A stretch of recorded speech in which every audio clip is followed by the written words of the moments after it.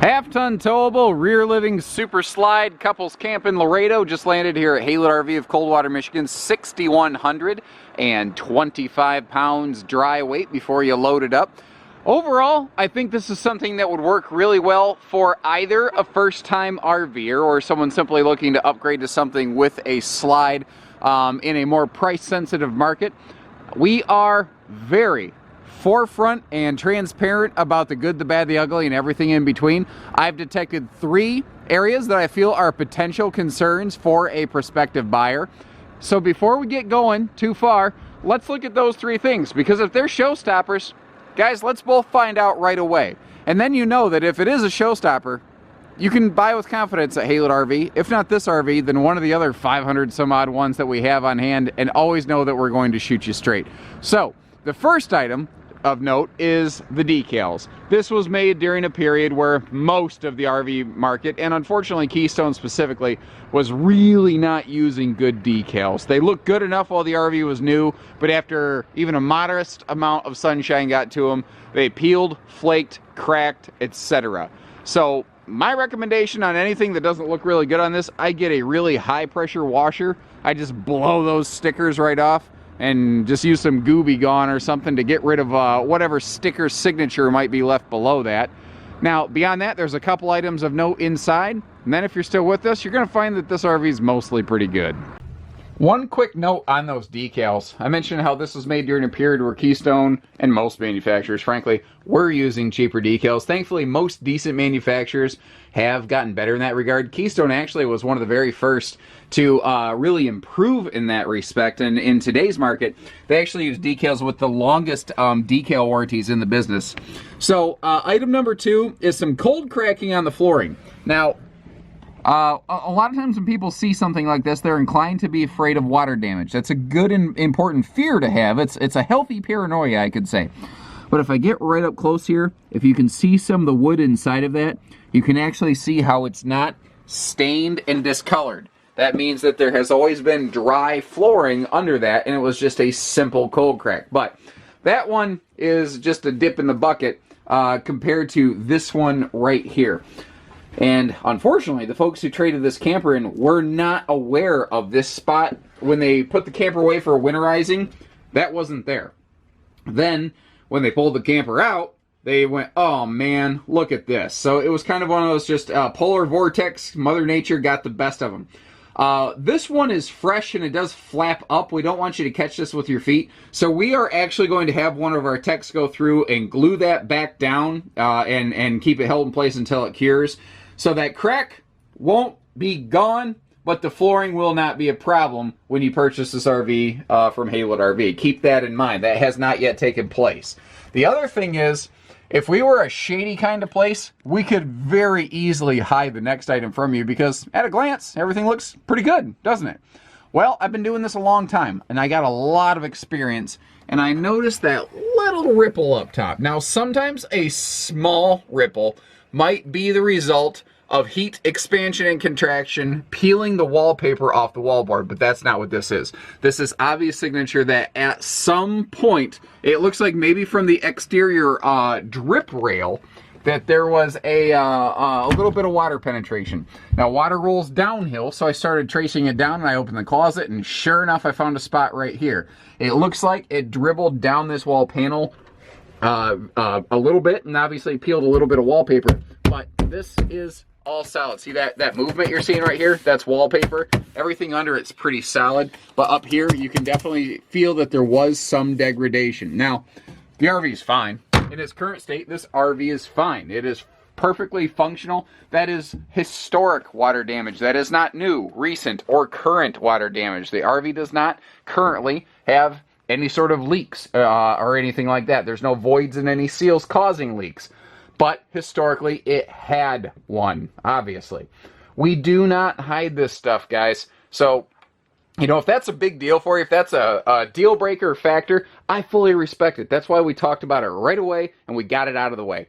If you are of the understanding that for the right price, this RV could work for you in its current state and condition here, Well then, stay tuned. I think you're going to like what you see because overall this camper is frankly in pretty darn good shape. I do like the lighter decor in here. It does make the RV look and feel nice, light and bright. I did notice that that shade right there, the string had been popped, but all the other day-night dual section shades look to be in proper working order. Classic, living room super slide with the storage all the way through the top, and you see similarly storage above those chairs in the back there. We'll get a better look at it where the light's not hurting the camera in a second. As we're coming back here, you do have a pair of swivel rocking chairs, and you might notice this looks like a gray handbag. That is actually the air mattress and inflation motor for this hide-a-bed sleeper sofa right here. That top will fold over basically, and congratulations, you've now got a guest bed. So this is a couples camper with guest sleeping accommodations. Up here, you can see how you've got raised panel hardwood cabinet doors. These are all pocket screwed cabinets, by the way. This is kind of a classic thing. I don't see much anymore, but I kind of liked it when they used to put a lot of the switches and like slide buttons right there. The rear window here, it looks like they swapped out the original day-night shade for a pull-down, like slow rise roller shade, and it must have been a recent thing because that thing works like a charm. As I mentioned earlier, over here in the kitchen, you have extra large overhead cabinets. They put really big overhead cabinets in this thing to really maximize your storage space. You can see I've got a couple nice kitchen drawers right next to the sink, right where you're going to want them. And then I like this extra door in the, I guess, call it door side of the island, because or kitchen rather, because it makes it easy to get under that countertop space, so you don't have to go on your hands and knees digging for storage or anything like that. Other than that, the interior things are all pretty common for the day and age this was made. The RV is clean. The previous people who owned it, I'm willing to bet that water damage I spotted up in the bedroom, I'm willing to bet that actually predates them, because they're not the original owners of this camper. I gotta believe they're owners number 2 or 3, but there's no Carfax for camping. That's why I'm doing CSI for camping right now, you know? They appear to have done really a fair job taking care of this. On the exterior, I can actually see areas of active preventative care and maintenance where they had done some, preventative sealing and whatnot.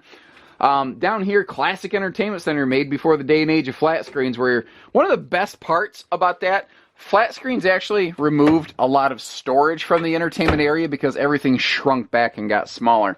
Now, here in the bathroom, it's simple, but it's effective. It does what it needs to do. We've got our foot flush stool, and I like that extra counter space to the left of that oversized sink. Speaking of oversized, you've got an oversized vanity right there. Now, shower with skylight. For taller folks like me, you can poke your head up in that skylight periscope style. And conventional classic travel trailer tub. More and more RVs today have no tub, but this is not one of them. Neat little feature that they added right here is right next to the bedroom. This has an extra hanging closet, which is an easy thing to miss because you tend to just pass straight through here and, slide that pocket door closed behind you and ignore it. That is a 60 by 80 true queen bed, by the way. That is not a short camp queen, so that will be nicer for taller folks like me. And again, overall, she's not bad looking inside. It does have that defect up there in the corner and above the second entry door in the bedroom. But again, it's at this stage, it's cosmetic. I would like it to not be there, but at the same time, guys, if you're okay with a little cosmetic flaw up in a cabinet that frankly you don't see when the cabinet door is closed 99.9% of the time, you're going to save a lot of money because of a cosmetic defect like that and a cosmetic defect like this. They are not functional problems, but they're just aesthetic issues.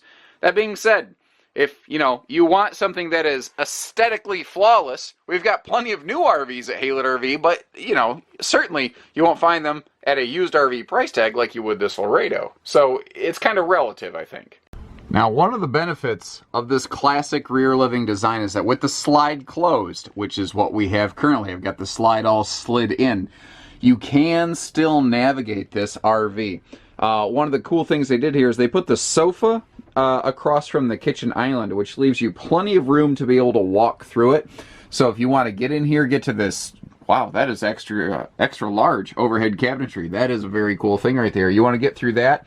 You want to get up here into the bedroom, you can. Now, of course, it does get a little narrow right here, But if you do a little bit of that, what I call sideways travel trailer two-step, you're going to be able to navigate through just fine. You could get to your bathroom, your bedroom, you could get to all your storage, except for maybe a cabinet around the entertainment center, and get it all packed up and ready to roll, or make a quick travel stop or overnight stay.